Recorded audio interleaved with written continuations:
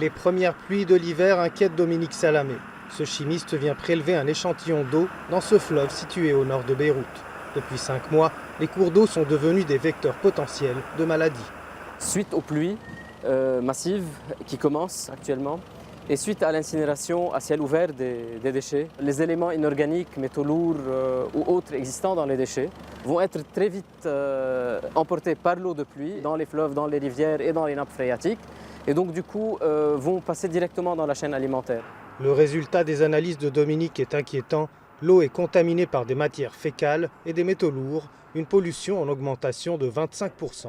Les matières fécales représentent des risques de gastro-entérite et les résidus plastiques et métaux lourds sont à risque cancérigène assez important, surtout quand ils entrent dans la chaîne alimentaire.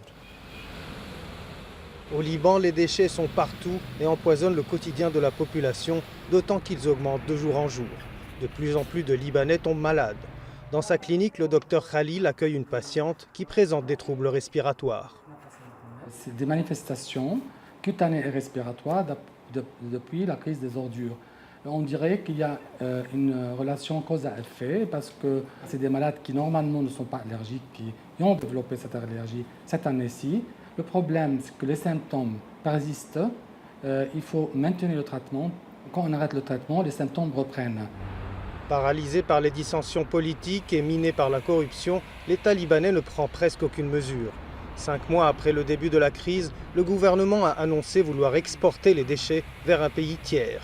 Mais rien ne s'est encore concrétisé, dénonce cette spécialiste de l'environnement. La solution qu'il propose, elle est vraiment malsaine.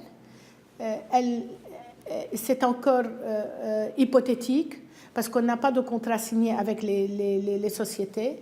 Le problème sanitaire continue toujours parce qu'il n'y a pas de solution et on attend toujours. Et c'est une épée de Damoclès sur la tête des Libanais. En attendant, les Libanais doivent mettre du chlore dans leurs réservoirs d'eau, éviter de manger des fruits et légumes frais et subir parfois des torrents de déchets comme celui-ci qui s'est répandu aux premières pluies dans les rues de la capitale.